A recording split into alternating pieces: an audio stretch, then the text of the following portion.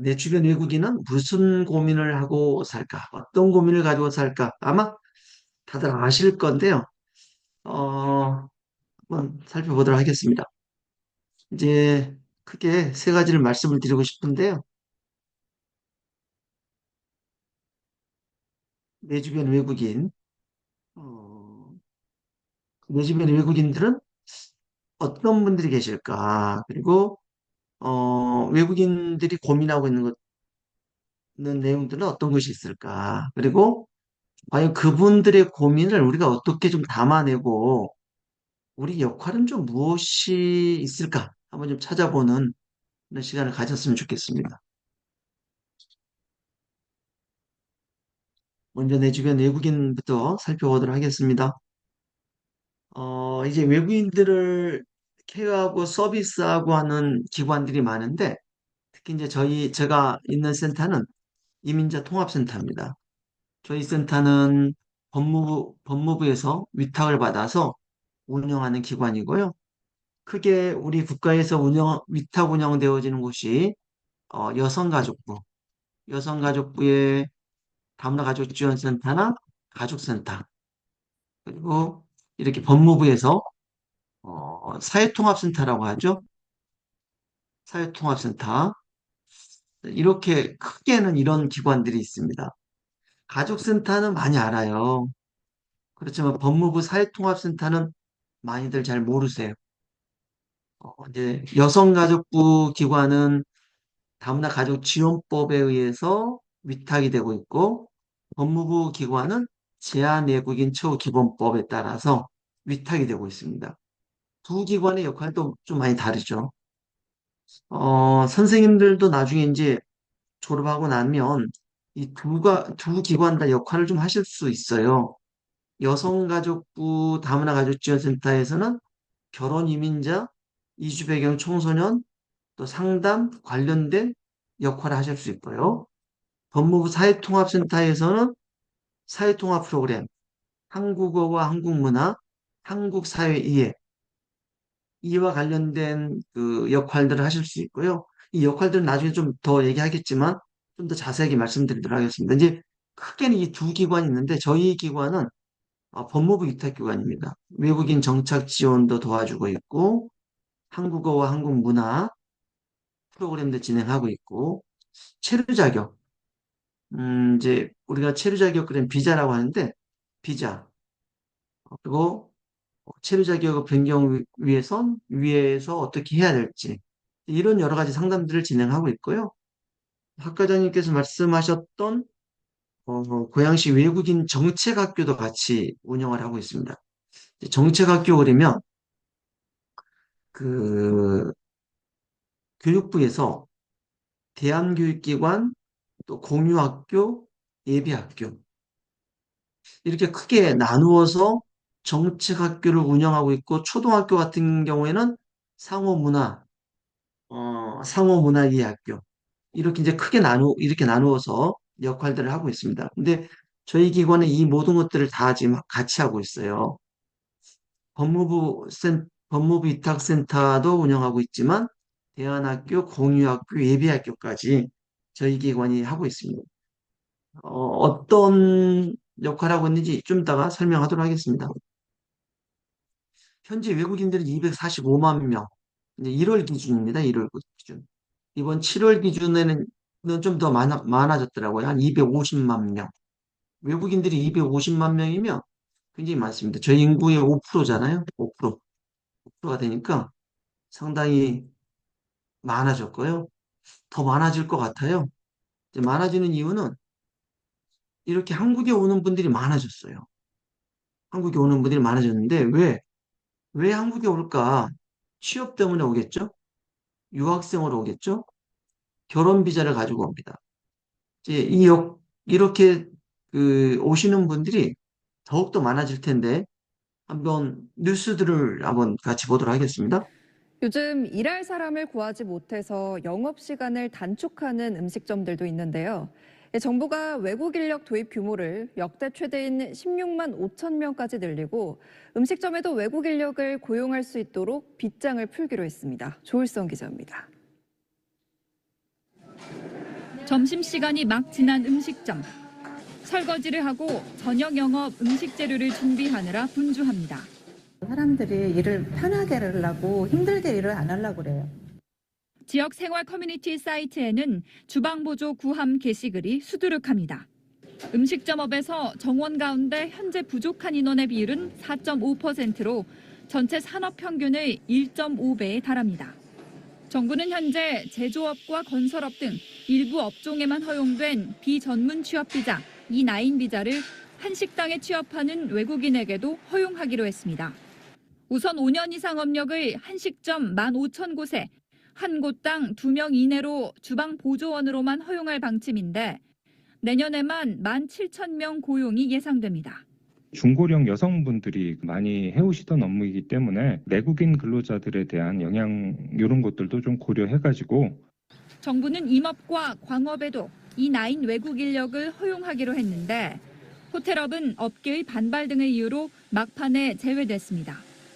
내년 E9 비자 외국 인력은 올해보다 37.5% 증가한 16만 5천 명 수준으로 3년 만에 3배로 늘게 됩니다. 외국인 노동자들이 와도 결국 그 자리가 임금이라든지 노동 조건이 좋지 않으면 외국인 노동자들이 지금 소위 말하는 불법 체류자 신분으로 이제 전환될 가능성이 높고 외국인 노동자 단체들은 외국인 노동자 근로 여건 문제로 사회적 논란이 컸던 만큼 채용 과정부터 임금 지급까지 세밀한 관리가 이루어져야 한다고 강조했습니다. SBS 조울선입니다. 이렇게 외국인 근로자들의 그 허용 범위가 좀 많이 넓어지는 거죠. 식당도 외국인 근로자들이 한국에 와서 취업이 가능하도록 하고, 이제 호텔은 좀 뺐어요. 호텔은 뺐지만 그 다양한 분야의 외국인 근로자들을 이제 EPS 고용 비자로 이제 데려오겠다는 건데요. 현재는 제조업장이 가장 많거든요. 제조업장이 가장 많고, 그리고 임업, 농업 이제 이런 분야에도 있고, 그다음에 수산업 쪽에도 있어요. 이 나인 비자로 오는 분들이고 이 텐 비자로 오는 외국인 근로자들은 이렇게 이제 비자를 좀 구분하고 있습니다. 자, 이런 분들이 이제 취업 자격으로 오는 분들이고, 그다음에 유학생들도 점점 많아지고 있습니다. 좀 보실까요? 학령 인구 급감과 노동력 고령화는 한국을 비롯한 선진국들이 공통으로 직면한 당면 과제죠. 세계 각국이 앞다퉈 반도체 등 첨단 분야 인재 유치전에 나선 가운데 교육당국이 비자 발급과 한국어 시험 요건 완화를 통한 외국인 유학생 유치 방안을 내놨습니다. 김정현 기자입니다. 학령 인구 급감과 노동력 고령화로 세계 각국은 외국인 유학생 유치전에 앞다퉈 뛰어들며 인재 선점에 나서고 있습니다. 특히 반도체와 인공지능 등 첨단 분야 석박사 부족 문제가 각국에서 심화하는 가운데 교육부와 법무부가 비자 절차, 한국어 시험 요건 완화를 핵심으로 외국인 유학생 유치 방안을 내놨습니다. 기업과 연계해 외국인 이공계 인재가 석박사 취득 후 취업하면 정주비자 취득과 가족 초청 절차를 간소화하고 대학 입학을 전제로 한국어 집중교육과 해외 현지 한국어 디지털 교재 보급도 추진하면서 지자체 중심 교육 특구를 지정해 조선업과 뿌리산업 등 산업계와 연계한 외국인 전문 인력 양성도 병행합니다. 저숙련 비전문 외국인 근로자에게는 대학의 야간 주말반에서 학위를 취득할 수 있는 기회를 열어줄 예정입니다. 16만 명인 유학생을 2027년 이제 원래 16만 명이었어요. 근데 지금 27만 명이 됐거든요. 30만 명 정도의 외국인 유학생이 한국에 이제 비자를 받고 학교를 다닐 수 있을 것 같은데, 외국인 유학생 비자는 D4 비자라고 어학연수로 오는 비자가 있고, D2 비자라고 해서 학위 과정으로 오는 유학생들이 있습니다. 학위 과정으로 오는 이 외국인 유학생들을 점점 더 늘리는데, 아까 이제 이공계, 계열의 석박사도 많이 모집을 하겠다고 했잖아요. 사실 이공계를 졸업을 하면 한국은 굉장히 외국인들에게 이공계 졸업생들에게는 정주할 수 있는 기회를 많이 줍니다. 정주 그러면 한국에 오랫동안 살 수 있는 건데 영주권을 취득하고 영주권 이후에 국적 취득까지도 가능하도록 만들어주는 거예요. 그래서 이 이공계 계열의 학사, 석사, 박사, 특히 이제 전문대학도 있어요. 전문대도 우리가 전문대학도 있는데 이공계 전문대학도 과거에는 2년제였는데 심화반을 만들어서 학사학위를 주고 있어요. 그러면 이 학사학위 받은 이공계 졸업 외국 유학생들에게는 동일하게 정주할 수 있는 기회를 많이 주고 있어요. 지금 이제 중국이 가장 많은 외국인 유학생이 있고 베트남 그리고 동남아 쪽에서 지금 굉장히 많이 옵니다. 또 대학마다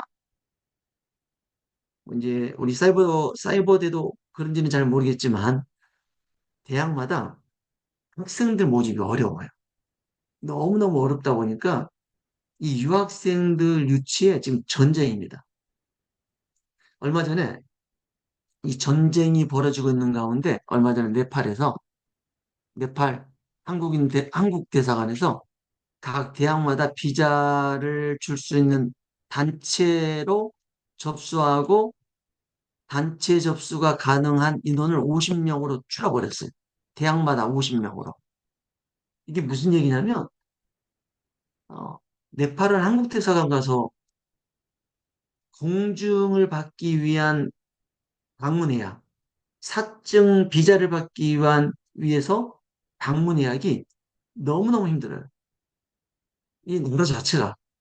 그래서 특혜를 주는데 각 대학들이 단체 비자, 단체 공증을 접수를 하면 대사관에서 빠르게 처리를 해줬어요. 대학에서 접수를 하면.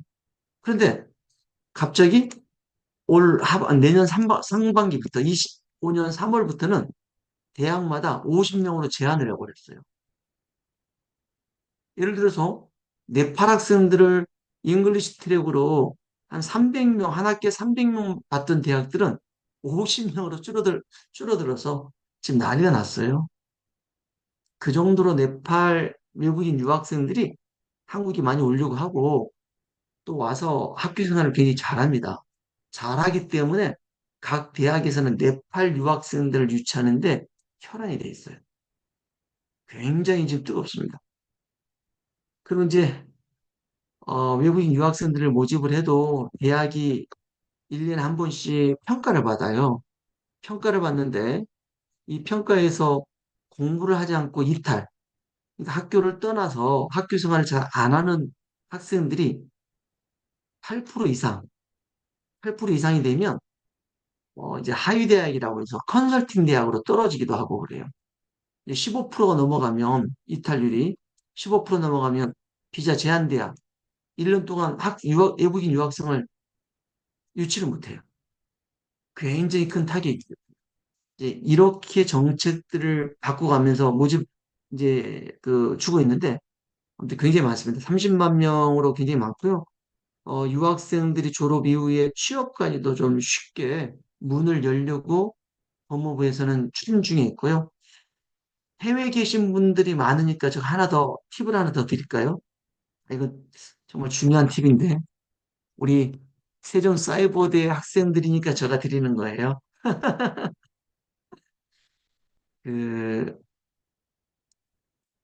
한국에 입국하는 분들이 비자를 받기 위해서 외국인 근로자들도 토픽 시험을 봐야 되고, 유학생들도 한국어 능력을 갖춰야 되고, 결혼 이민자들도 한국어 능력을 갖춰야 비자를 줍니다. 그런데 뭐 아시다시피 해외에서 토픽을 보는 건 쉽지 않아요. 어렵지 않습니까? 근데 법무부가 추진하고 있는 게 하나 있어요. 해외에서도 토픽하고 비슷한 한국에서 지금 사회통합 프로그램 KIIP를 수료하면 토픽하고 똑같은 능력으로 인정을 해줄 뿐만 아니라 가산점을 주고 있어요. 가산점. 비자 변경할 때 가산점을 주고 있습니다. 그런데 앞으로 추진하려고 하는 계획 중에 하나가 해외에서도 이 KIIP, 사회통합 프로그램을 미리 해외에서 수료를 하고 한국에 입국하게 하려고 노력하고 있어요. 무슨 얘기냐면 해외 세종학당도 있고 한국어 교육원도 있고 또 사설 그 기관이 운영하는 한국어 운영기관들이 있는데 그런 기관에서 사회통합 프로그램을 이수를 하고 아예 그 수료한 1급, 2급, 3급을 가지고 한국에 비자를 신청할 수 있도록 하기 위한 사전 준비가 지금 옛날부터 진행되고 있는데 물론 이제 이건 고용노동부, 여성가족부가 다 이제 동참해 주셔야 되고 또 허용을 해 주셔야 되지만 지금 이렇게 추진하고 있어요. 그러면 해외에서 지금 한국어 운영기관을 하고 계시는 분들은 혹시라도 법무부에서 이런 발표가 나면 빠르게 신청하셔야 돼요. 저희가 운영기관을 한번 해보겠습니다 하고 그러려면 실적이 중요하잖아요. 계속해서 한국어를 가르치고 있었다라는 그리고 한국어를 가르치면서 어떤 프로그램을 했었는지를 계속해서 실적으로 그리고 실제로 기관을 운영하지만 또 사업자 등록증이나 이런 게 없으면 안 되잖아요. 그래서 뭐 어떤 관련된 사업자 등록증 같은 것들도 미리 준비를 해 놓으시면 제가 보기에는 곧 좋은 소식이 들려지지 않을까 이런 생각이 들어요. 자, 다음에 결혼 비자들도 점점 많아지고 있습니다. 보실까요?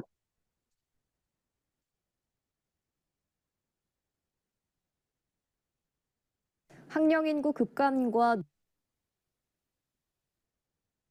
결혼 비자는 안 나오는데 제가 이따가 다시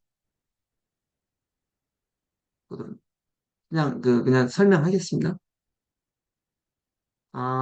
지금 메시지 주신 분들 KIF를 무조건 추천하고 있어요. 외국인들 만나면 네, 잘하고 계십니다. 그리고 해외에서 KIP를 진행하려면 인력이 많이 필요하겠네요. 한국어 교원 자격증을 이제 가지신 분들이 강사가 돼야 되고, 지금 현재 국내에 KIIP 운영기관을 위탁을 받으려면 사무실 하나 이상, 그리고 교원 확보, 이 정도예요. 그리고 그 전담 인력, 거기에 이제 그 전담으로 일할 수 있는 분들이 계시면 지금 국내에서는 운영기관 자격이 되거든요. 아마 해외에서도 그 정도 되지 않을까 싶은데요. 네, 계속 보도록 하겠습니다. 그러면 이제 한국에 많이 입국하는 외국인들 보면 결혼 비자를 가지신 분들이 많고요. 유학 비자, 그리고 근로 비자. 근로 비자는 좀 많이 나눠져요. 전문 근로가 있고 비전문 근로가 있어요.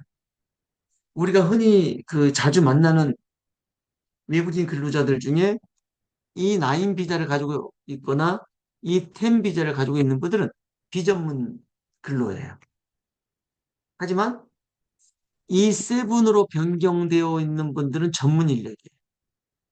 전문 인력은 한국에 와서 E9으로 와서 E7으로 전문 인력으로 바꾸는 경우들도 있고 유학 비자로 와서 취업을 해서 전문 비자를 갖는 방법도 있고 그리고 아예 이제 그 국내에서 인력이 너무너무 구하기 어려운 조선소라든지 반도체 또 항공 정비 이런 곳은 전문 인력이 필요한데 구하기가 어려워요. 이런 분들이 해외에서 바로 E7 비자를 받고 들어올 수 있도록 하고 있어요. 이제 이렇게 근로 비자로 오는 경우들이 있고, 그 다음에 투자 비자로 들어오는 분들이 있어요. 투자 그러면 D8 비자, D9 비자 이렇게 이제 비자로 들어와서 투자하는 거죠. 개인 법인을 차릴 것인지 법인을 차릴 것인지 해가지고 개인 사업을 할 건지 법인을 차려서 할 것인지 해서 한국에 투자하러 들어오시는 분들이 있고 또 외교관으로 관광으로 들어오시는 분들이 있죠. 관광은 좀 많은데 관광 비자를 우리는 C3 비자라고 합니다. C3 비자라고 하는데 지금 이제 비자 없이 들어올 수 있는 나라들은 관광 비자로 들어오잖아요. 또 관광 비자로 쉽게 들어올 수 있는 나라들은 들어와요. 그래서 많은 분들이 이제 한국에서 관광을 하고 나갈 수 있도록 이렇게 주변에 외국인들은 거의 이런 비자를 가지고 들어옵니다. 그런데 여기 가운데 제가 표시를 하나 해놓은 게 있어요. 이분들. F로 시작하는 이분들인데요. 이분들은 가족 비자로 들어오는 거예요. 결혼하신 분의 가족이 들어오고 유학생으로 왔던 가족이 학생이 가족을 초청하고 근로비자 중에 전문 취업을 하고 있는 분들이 가족을 초청하고 투자로 왔던 분들이 가족을 초청해서 들어오거나 또 외교관들은 무조건 이제 가족도 같이 오겠죠. 이렇게 들어옵니다. 이렇게 들어왔는데 이분들은 가족 동반 비자라고 합니다. 동반 비자. 그런데 한국이 정책이 좀 바뀌고 있어요.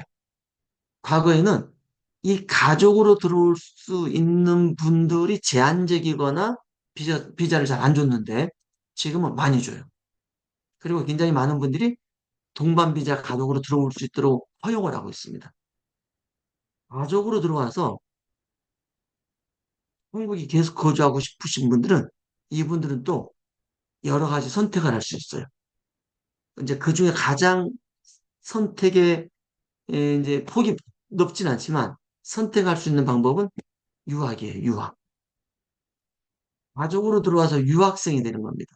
그러면 이분들은 유학 비자로 바뀌면서 한국에 유학생 신분으로 가족 동반 유학생 신분으로 아르바이트도 하면서 공부도 하면서 학사, 석사, 백사를 공부하게 되는 거예요. 이제 이런 방법들을 가지고 있는데 저 그래서 이제 좀 많은 분들에게 이렇게도 추천을 해요. 그 지방에 계시거나 대학에 입학하기 어려우신 분들은 차라리 사이버 대학을 공부를 해라. 우리 국내에서 가장 유명한 세종사이버대가 있지 않느냐. 일단은 세종사이버대로 들어가라. 그리고 공부를 하고 석사나 박사 과정을 더 공부하고 싶으면 오프라인으로 가서 공부해도 된다. 저 이렇게 지금 안내를 하고 있어요.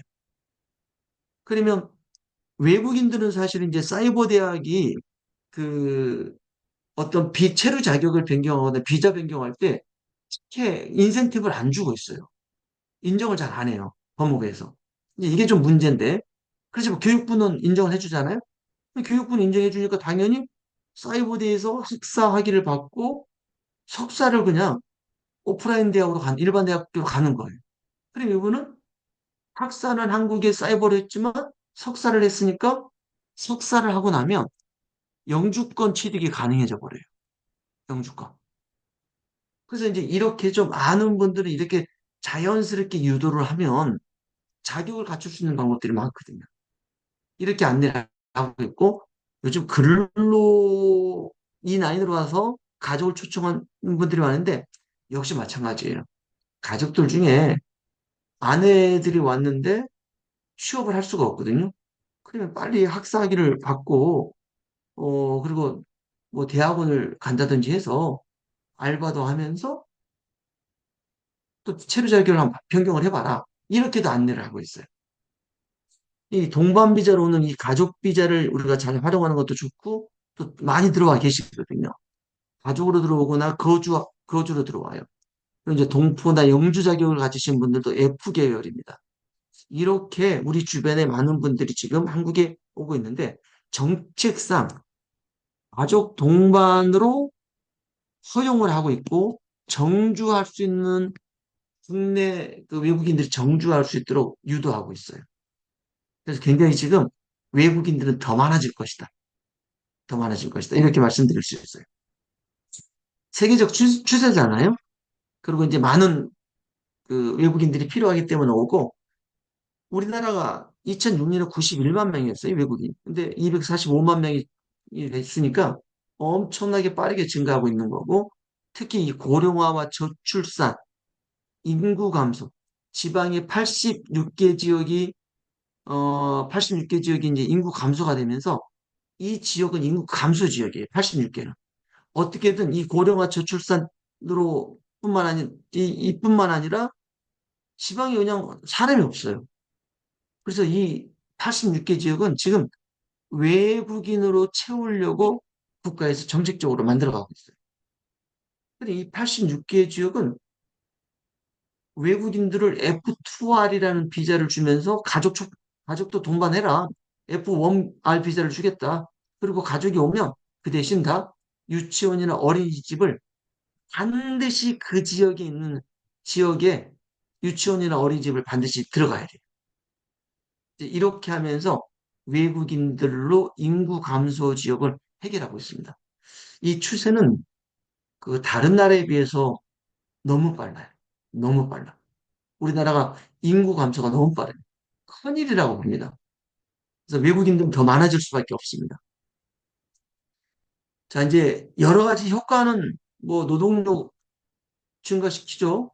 그리고 인구 구조 면에서도 긍정적이죠.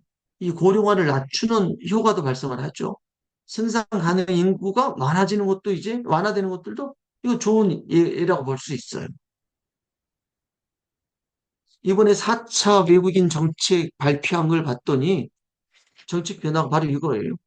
비숙련 인력을 숙련 인력으로 체류 자격을 변경시켜서 한국에 정주하도록 만들겠다. 이거거든요.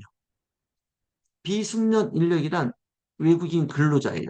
E9, E10 비자로 온 외국인 근로자를 얘기합니다. 이 외국인 근로자들을 숙련 인력이란 E7이에요. E7 비자로 바꿔주겠다. 그래서 정주해라. 이거예요. 근데 하나 더 국가가 오픈하는 게 있어요. E9이나 E7 비자가 국내 대학을 입학할 수 있도록 만들어졌어요. 대학 입학. 이 E9 비자는 원래 한국의 EPS 노동 인력으로 왔기 때문에 국내 대학은 입학을 허용을 하지 않았습니다. 절대 안 돼 이거였어요.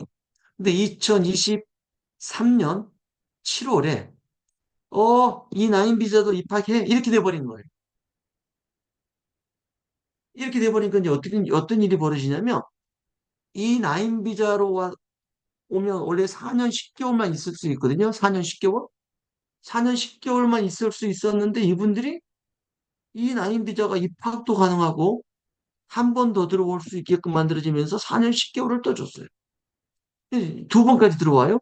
근데 이분들이 입학을 하고 두 번째 들어오면 E7 숙련 기능 인력으로 변경하는 게 쉬워져 버렸어요. 거기에다가 입학을 하고 E7 비자를 변경한 다음에 국내 대학의 석사 과정을 졸업을 하면 이분들 F5-10 비자, 영주권이거든요, 이게. 영주권 비자를 취득할 수 있도록 용이하도록 만들어줘 버렸어요. 이건 굉장히 E9 비자를 가진 외국인 근로자들에게는 엄청난 사건입니다. 그리고 E9에서 E7으로 변경했던 분들은 이분들은 아주 로또 맞아버린 거예요. 왜? E7 정주 비자로 바꿨는데 대학도 다니게 해주고 대학을 졸업하면 영주권까지 주겠다고 해버렸으니까 그러면 영주권을 받으면 가족 초청, 자녀들 초청, 한국의 사업 뭐든지 할 수 있어요. 국내, 국외 마음대로 왔다 갔다 할 수 있게 되는 거예요. 이건 아주 엄청난 변화입니다. 한동훈 장관이 법무부 장관 하면서 E9 비자 E7으로 변경할 때 2만 명 허용해 2만 명. 2만 명을 허용하라 그랬어요. 그래서 엄청나게 많은 분들이 지금 변경하고 있고 변경한 분들은 이미 가족을 초청하신 분들도 엄청납니다. 그리고 2024년 7월에 국내 석사를 할 수 있다는 얘기에 해외에서 석사를 졸업한 친구들이 지금 석사 입학에 엄청나게 많이 몰리고 있습니다. 그래서 지금 석사 과정에 어마어마하게 오고 있어요. 그래서 제가 이제 이런 친구들 상담을 해줄 때 그래서 이런 또 제안을 하고 있어요. 이난임 비자인데 고등학교만 졸업한 친구들이 있는 거예요. 고등학교. 이 친구들은 학사를 해야 되는데 학사 공부하는 게 만만치 않아요. 저 시골에서 지방에서. 그래서 야야야 세종사이버대가 있단다. 세종사이버대학교 우선 학사 공부부터 해봐. 그리고 석사는 나중에 선택하면 되잖아. 이렇게 지금 안내하고 있어요. 좀 많이 효과가 있으면 좋겠는데 이렇게 하면서 이제 영주권 정주까지 지금 제가 열심히 홍보하고 있는 상황입니다. 자,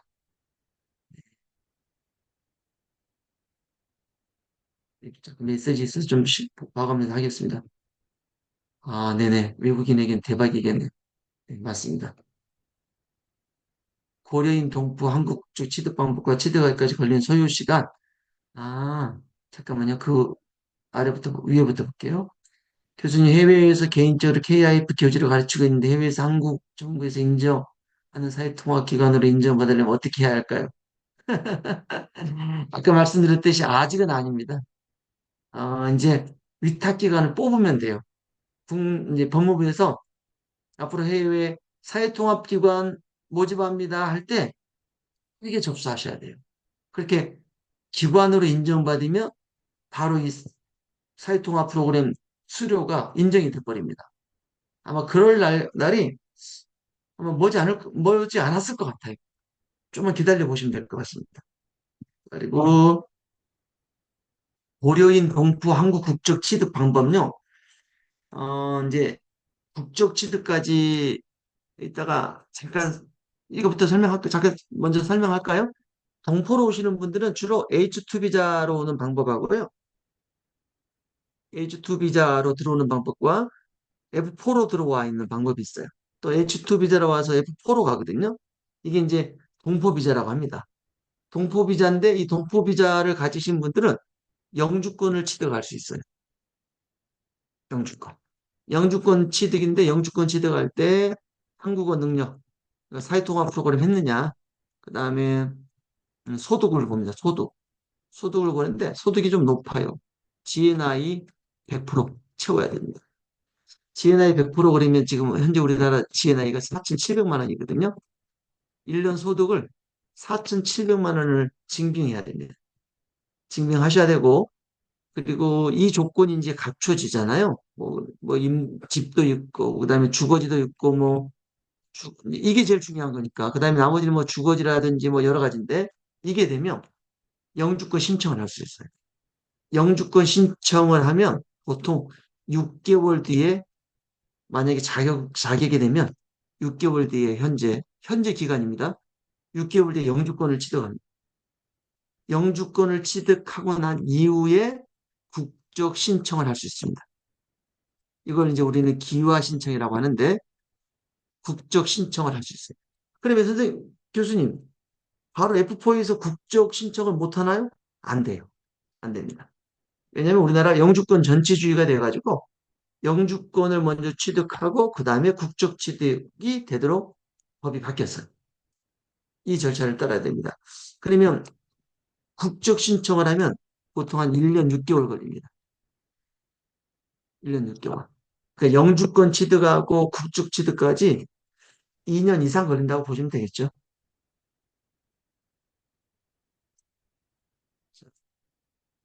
예, 필리핀 이주란 선생님이 사회통합기관 인정 방법이 세종학당을 인정받는 과정과 비슷하겠네. 비슷할 것 같아요.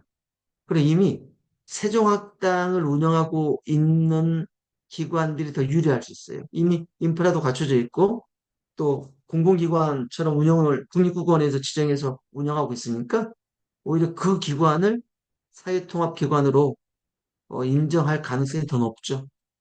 예. 네, 이해는 선생님 고맙습니다. 네, 계속 또 설명하겠습니다.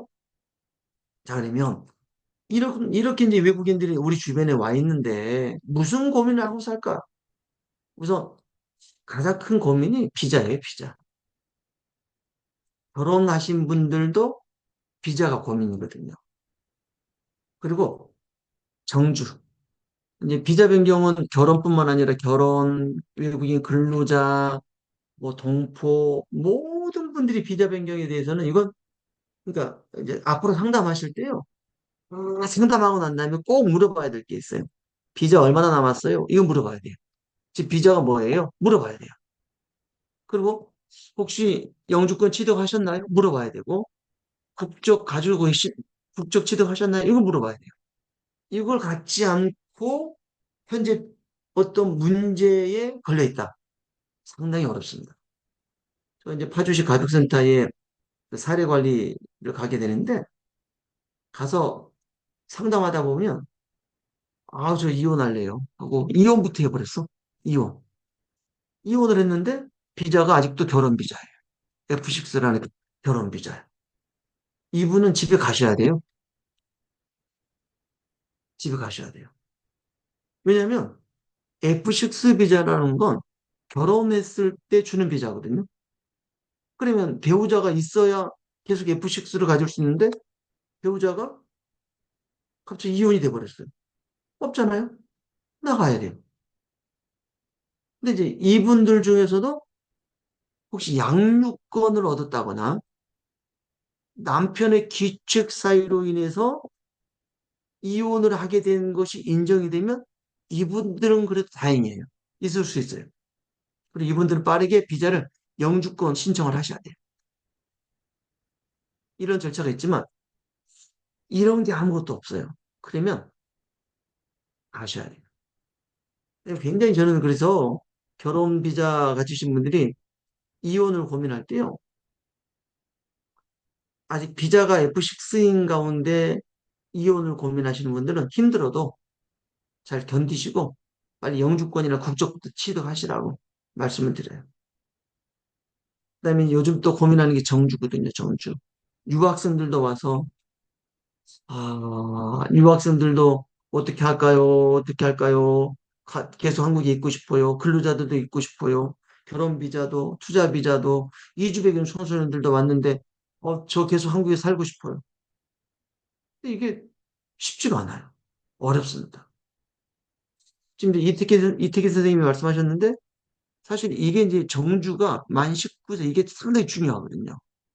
만 19세가 되면 성년이 되잖아요.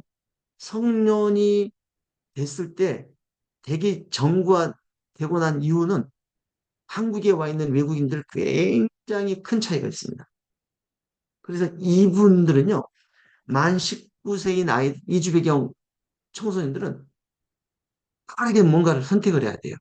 근데 선택할 수 있는 게 많지 않아요. 특별기와 자격이 되면 국적 취득 신청을 할 수가 있거든요. 근데 특별기와 신청 자격이 안 되면 이분들은 반드시 유학 생활을 해야 돼요. 유학 가야 됩니다. 유일하게 비자 변경할 수 있는 게 D2 비자거든요. 그래서 만 19세가 되어지는 고등학생들, 또 이주백인 청소년들 굉장히 상담이 좀 필요합니다. 질문 있어서 제가 말씀드렸고요. 그다음에 가족, 어떻게 하면 가족을 초청할 수 있을까? 이런 고민들 계속 하고 있습니다. 자, 그러면 볼까요? 이제 우리 한국에 와 있는 이민자들 우리는 여러 다문화 가정, 뭐 이민자, 다문화 가족, 외국인 또는 외국인 주민 이렇게 표현을 하고 있지 않습니까? 지금 외국인들을 부르고 있는 이 용어예요, 용어. 용어 이렇게 많습니다. 굉장히 많은 분들이 이렇게 부르고 있는데요. 결혼 비자부터 잠깐 어떤 고민할지 한번 찾아볼 생각해 볼 텐데 결혼 비자는 현재 2024년 7월 기준으로 17만 9,106명이에요. 17만 명, 18만 명이 결혼 비자로 지금 있는 거죠. F6로. 이미 더 많은 분들이 와서 국적 영주권 취득해 버렸으니까 이제 그분들은 빼고 지금 현재 F6라는 결혼 비자로 있는 분들만 17만 9천 명. 저거 숫자가 아니거든요. 근데 이분들은요, 고민하는데 국적을 받을지 아니면 영주권을 받을지 아니면 그냥 F6 비자로 그대로 있을지 고민하고 있어요. 왜 그런지 아세요? 불안하거든요. 내가 이 결혼 생활을 계속 유지할 수 있을까? 그리고 내가 과연 한국에 계속 있는 게 맞을까? 이런 고민을 하잖아요. 그래서 이분들은 F6로 그냥 좀 참아보고 기다려보는 거예요. 그러다가 이제 위기가 찾아오면 어떻게 돼요? 큰일 나는 거예요. 위기라는 건 뭐예요? 이혼이라든지 남편 사별이라든지 F6 비자를 기회를 잃을 만한 그런 위기가 찾아올 수 있죠. 그래서 저는 이분들을 만나고 국적 취득이 어려우면 영주권부터 취득을 해놔라. 이렇게 부탁을 드려요.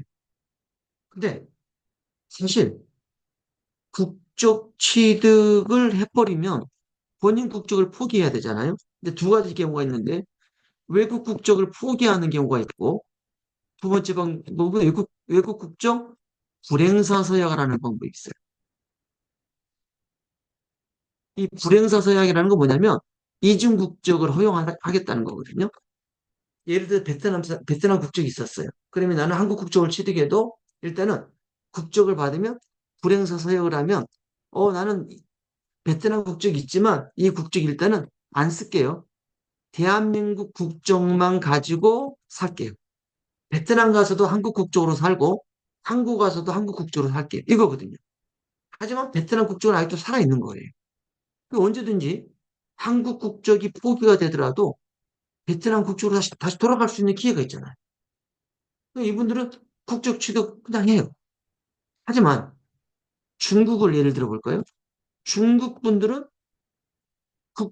한국 국적을 취득해 버리잖아요. 그러면 중국 국적이 사라져요. 외국 국적 포기각서를 써야 돼요. 포기각서.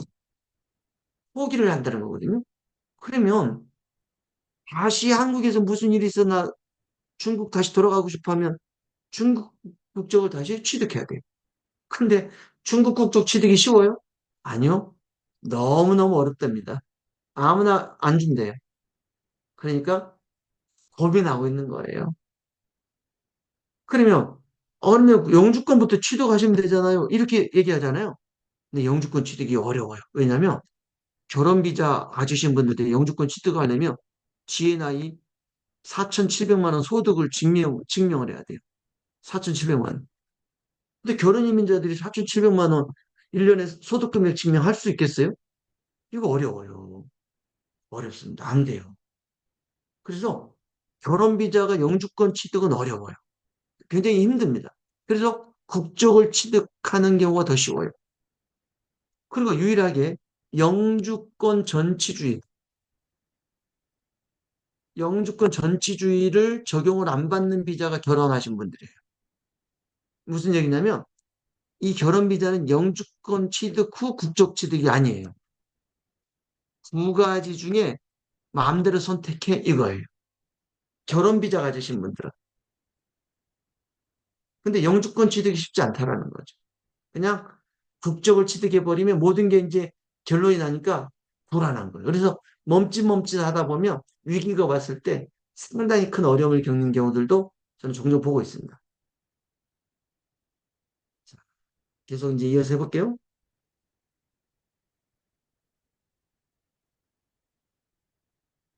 네, 우리 이태기 선생님 여러 가지 이제 질문해 주셨는데 좀 더 제가 얘기하겠습니다. 이 결혼 비자 가지신 분들은 처음에 와서 결혼 비자를 받으면 F6-1입니다. 뒤에 우리가 외국인 등록증을 보면 다시 원은 안 보여요. 다시 원은 출입국 직원들만 볼 수 있어요. 그리고 본인만 알아. 그냥 다 F6예요. 그런데 이혼을 하잖아요. 이혼을 해서 남편의 기책 사유로 한국에 계속 결혼 비자로 있을 수 있는 분들은 F6-2 비자를 갖습니다. 여기까지는 이분들은 영주권, 국적 취득할 수 있고요. 국적 취득할 수 있고 비자 연장 계속됩니다. 연장 계속할 수 있어요.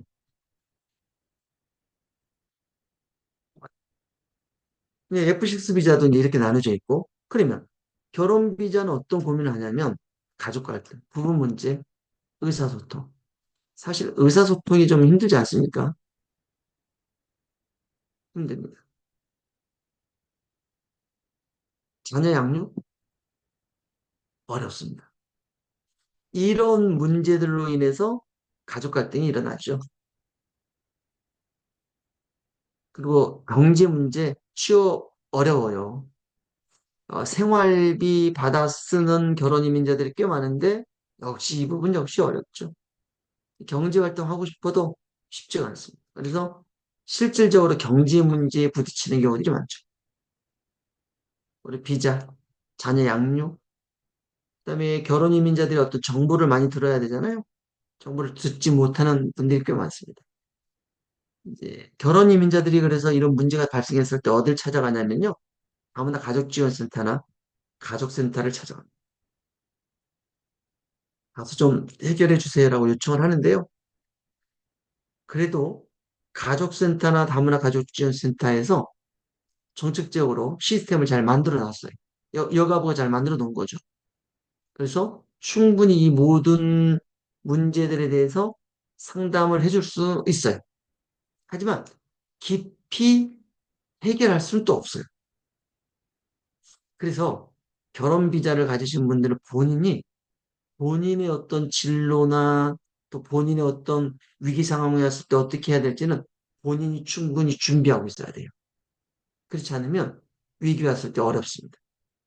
참고로 이제 위기라는 건 이제 이혼이잖아요. 이혼율이 거의 60%니까요.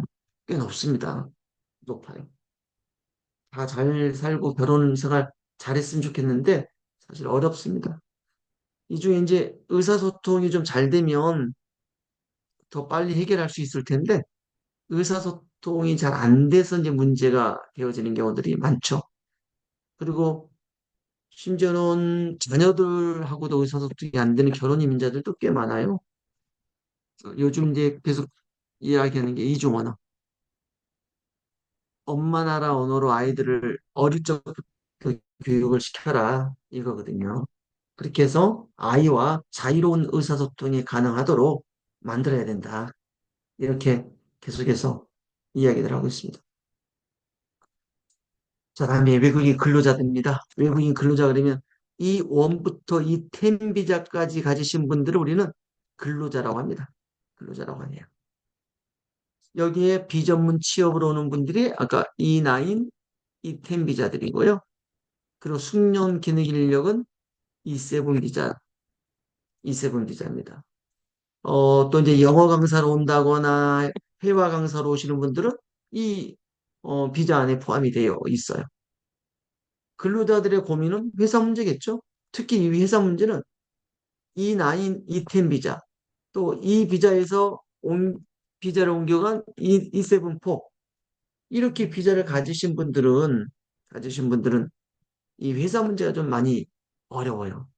왜냐면 E9으로 한국에 와서 그 체류하는 분들은 회사를 세 번까지 이직할 수 있어요. 세 번까지. 근데 이 이직할 때는 반드시 회사 사장님이 사인해 줘야 돼요. 이렇게. 아, 회사 종결하겠습니다 하고 사인 들어가야 돼요. 사인이 안 들어가잖아요? 절대 못 옮겨요. 절대 어디를 못 갑니다. 그래서 사장님 좀 해주세요. 해주세요. 사장님들이 좀 열받으면요. 안 해줘요. 그러면 이분은요. 사장님이 싫어서 아, 나 그래도 사장님 나 회사 출근 안 해. 그러잖아요. 무단결석 3회 이상이 되면 고용노동부에 신고하도록 되어 있습니다. 고용노동부 신고.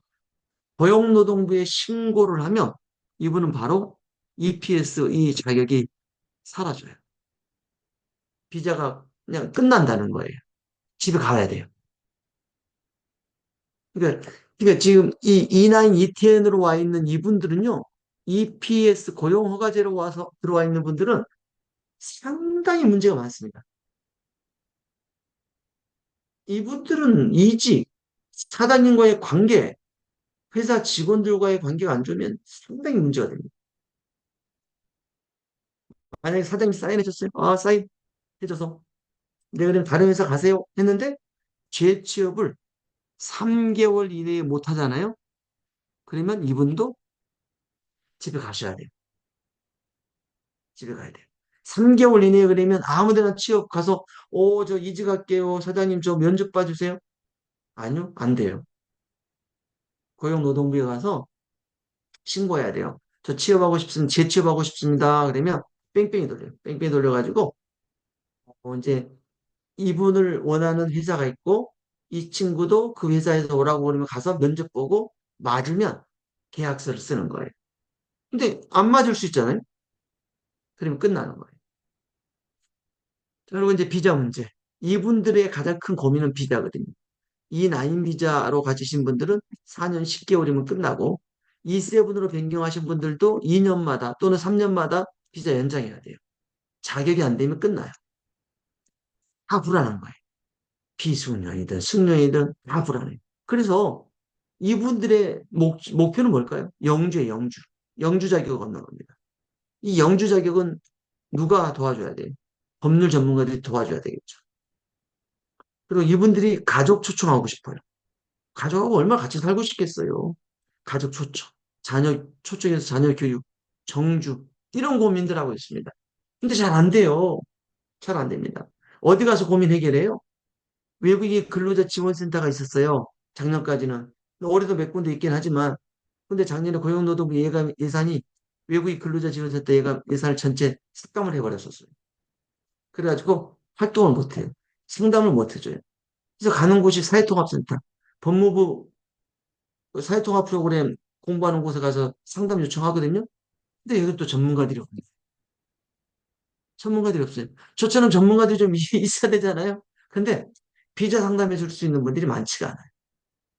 그러니까 결국은 제대로 상담 못 받다 보니까 행정사들 찾아가요. 근데 행정사들 찾아가는데 이게 또 골치가 아파요. 행정사들 찾아가서 이제 그 상담하고 좀 도와달라고 하면 보통 부르는 게 200만 원이에요. 200만 원. 이게 굉장히 큰 부담이거든요. 자, 이렇게 고민들 하고 있습니다. 그다음에 유학생들입니다. 어학연수로 오는 친구들이 D4, 학위 과정이 D2입니다. 이렇게 와서 한국에 체류하고 있습니다.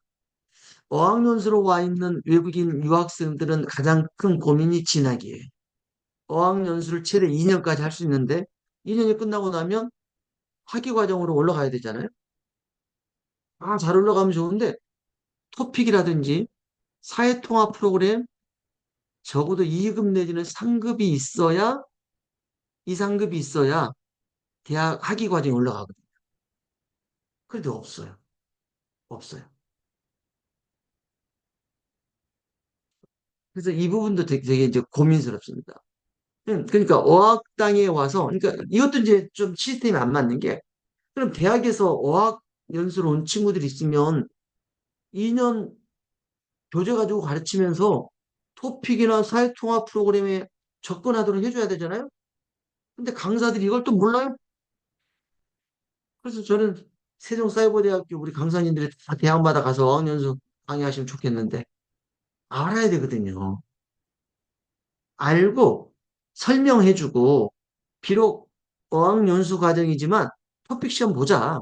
그리고 사회통합 프로그램 주말반이라도 해봐라. 안내를 해줘야 돼요. 한 1년 정도 하면 상급 정도 취득하거든요. 그럼 1년 지나서 바로 학위과정 올라갈 수 있어요. 그 다음에 학위과정으로 가잖아요. 이제 대학교 학위과정으로 갔는데 이 친구들이 이제 고민하는 게 아르바이트예요.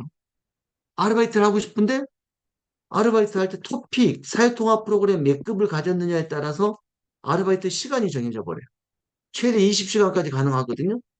토픽이라든지 사회통합 프로그램 5단계를 맞췄어. 그러면 20시간까지 해. 이거거든요. 석사 과정은 30시간까지. 박사 과정은 그래 더 할 수 있어. 이거거든요. 그런데 회계 과정이 있으면서 알바만 하면서 신고도 안 하고 또 한국어 능력도 더 갖추지 못하고 그래서 대학을 졸업했는데 취업이 안 되는 경우들이 있어요. 취업이 안 되는 경우. 이거 그 고민이거든요. 근데 취업이 유학생이 학위 과정 마치고 취업하는 과정이 취업군이 많지가 않아요. 정해진 범위 내에서만 취업이 가요. 대부분 돌아갑니다. 한 70%는 돌아가고요. 30%가 남습니다. 그래서 이 70% 돌아가지 않도록 한국에서는 이 고학력자들을 좀 숙련 기능 인력으로 만드는 방법들을 좀 고민하자. 계속 이런 이야기가 오가고 있고요. 아마 그렇게 될 것 같습니다.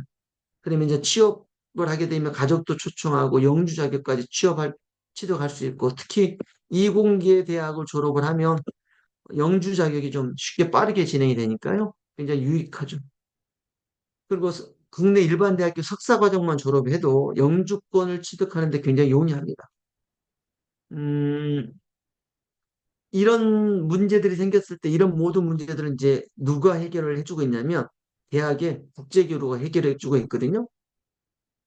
그런데 그런데 잘 몰라요. 국제교류가 사실 이러한 자세한 내용을 다루고 연계해주고 졸업 이후의 진로까지도 상담해주고 좀 어느 정도 고민을 해결해줘야 되잖아요. 국제교류 직원들이라든지 국제교류 원장, 처장들이 모르는 경우가 많아요. 그래서 졸업을 했는데 그때서야 준비를 해야 되는 거예요. 늦어요. 결국 본국에 가야 돼요.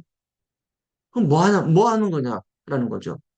아니, 여기 예수계 왔는데, 학교까지 다녔는데, 상담해주고 진로까지 상담 좀 해주면 좋잖아요.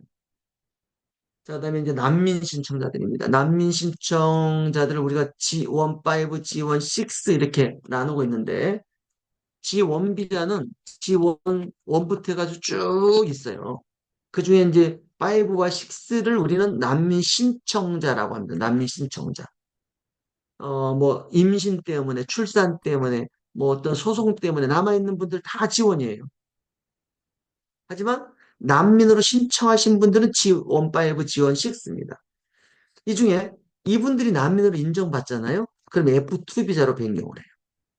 F2 비자 변경이 되잖아요. 그럼 이분들은 영주권이나 국적 취득도 용이하게 할 수 있어요. 그러니까 난민 인정을 받았다고 다 우리나라 국적 주는 거 아니에요. 준비해서 취득해야 됩니다. 근데 난민 인정률이 우리나라가 낮습니다. 그렇지만 난민은 아니지만 본국으로 돌아가면 위험하겠다. 라고 판단되어지는 분들이 있어요. 예를 들어서 옛날 제주도에 왔던 예멘 분들, 예멘.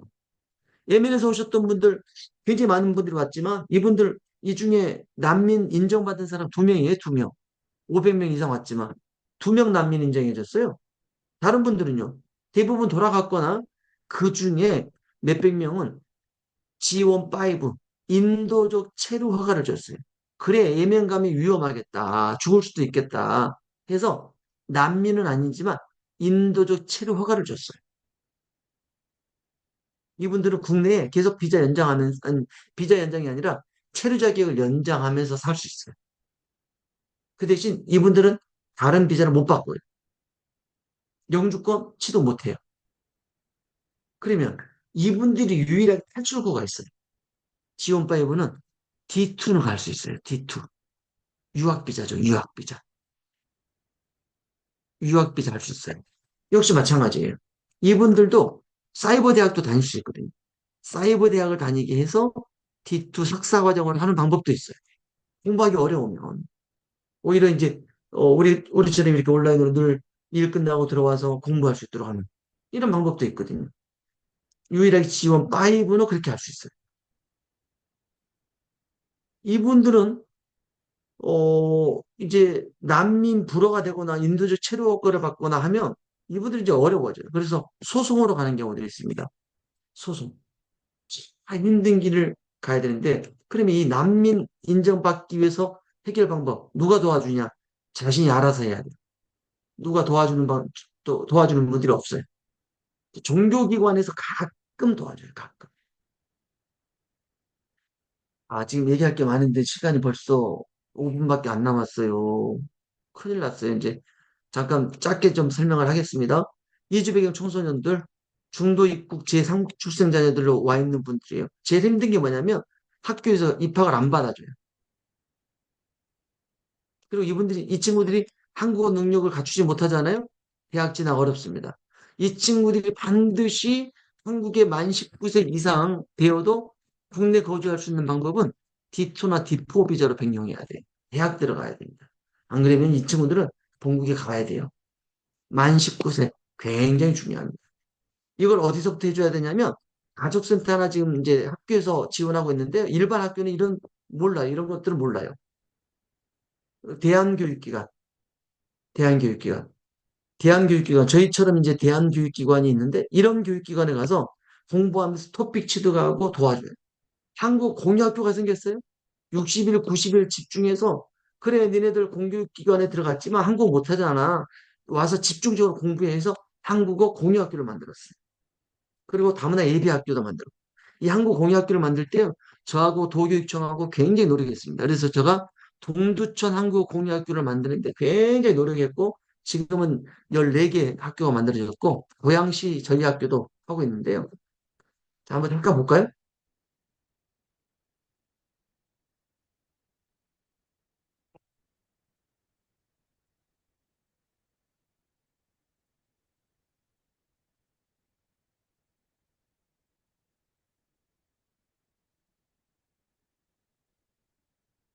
어, 소름이 안 나오죠?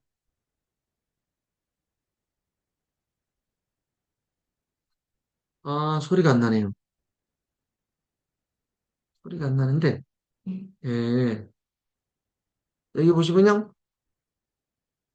저 나오는 부분만 이렇게 보여드릴게요. 자, 이렇게 나와요. 뭐냐면, 이주 배경 청소년들 중에 한국어를 잘 못해서 학교 교육에 따라가기 어려운 아이들, 이 아이들을 위해서요. 도교육청하고 저하고, 같이 이제 지자체하고 연합해서 랭귀지 스쿨을 만들었어요.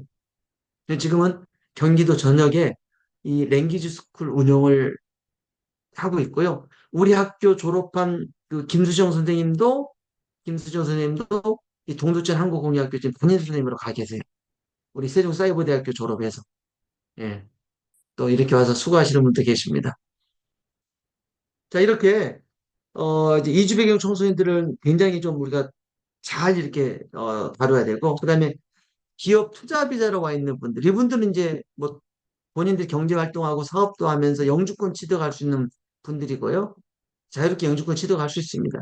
그 외에 2로 시작하는 근로비자들 보시면 이렇게 전문 취업, 예술, 특정활동, 회화 이제 선생님들이죠. 영어 선생님들, 중국어 선생님들 이렇게 와 있는 분들 잠시 C4로 잠시 와서 이제 왔다가 가는 분들 이렇게 비자들이 좀 있습니다. 그리고 이제 요즘은 가족 초청을 해서 이렇게 결혼, 유학, 숙련 기능 인력, 결혼 동포분들이 가족을 초청해서 이렇게 이제 가족 초청할 수 있는 정책으로 많이 바뀌면서 국내에 들어와서 영주나 국적을 취득하려고 노력하고 있습니다. 이제 우리 역할들만 한번 찾아보도록 하겠습니다. 어떤 역할이 있냐면요. 선생님들 지금 한국어 교육 앞으로 하실 수 있는 기관들이 많아질 거예요. 사회통합 프로그램, 운영기관, 다문화 학교, 가족센터, 한국어 교육합니다. 한국 교원 자격증 있으시면 되는데 들어갈 수 있는 방법 여러분 반드시 그 뭐라 그럴까 경력을 빨리 갖춰야 돼요. 어떻게든 갖추셔야 돼요. 그래야 그 경력을 보고 운영기관에서 선생님들을 모실 수 있어요. 그다음에 다문화사회 전문가가 있잖아요. 그러면 문화이해교육, 상호문화이해교육 얼마든지 할 수 있어요.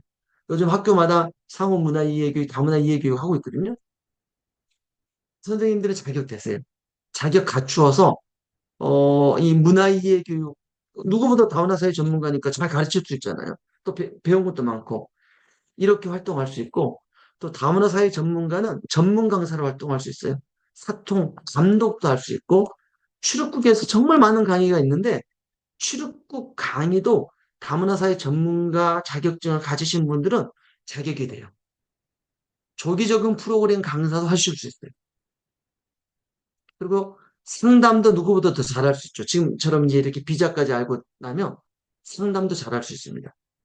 그래서 비자 문제, 체류 자격 문제, 국적, 영주권 취득까지 굉장히 좀 다양하게 활동하실 수 있을 것 같고 선생님들의 앞으로 그 자격증 취득은 굉장히 지금 우리 사회에 또 우리 다문화 정책을 펼치고 있는 국가에 정말 필요합니다. 잘 훈련하시고 경력 쌓으셔서 활동들 많이 많이 해 주셨으면 좋겠습니다. 자, 이제 마지막으로 우리 그 선생님 한 분이 외식업계에서 필리핀 이준하 선생님이 질문했던 건데, 외국인 E9 비자, 외식업계에서, 한국의 외식업계에서 일하고 싶어요. 예, 이분들도 EPS 토픽 봐야 됩니다. 그리고 이제 그 TO가 있는데, 그 역시 마찬가지로 그 TO에 맞게 똑같이 EPS 외국인 근로자들처럼 동일한 방법으로 들어오셔야 됩니다. 자, 저는 이제 여기까지. 우리 사회가 이제 다문화주의 국가를 만들어서 모두가 다 다양성을 인정하고 모두가 다 서로 존중하고 공감하고 또 이렇게 같이 하나 되어서 살아갈 수 있는 그런 국가를 다문화주의 국가를 만들 수 있도록 선생님들이 많은 노력해 주셨으면 좋겠습니다. 자, 이상 강의를 마치도록 하겠습니다. 감사합니다. 네, 감사합니다.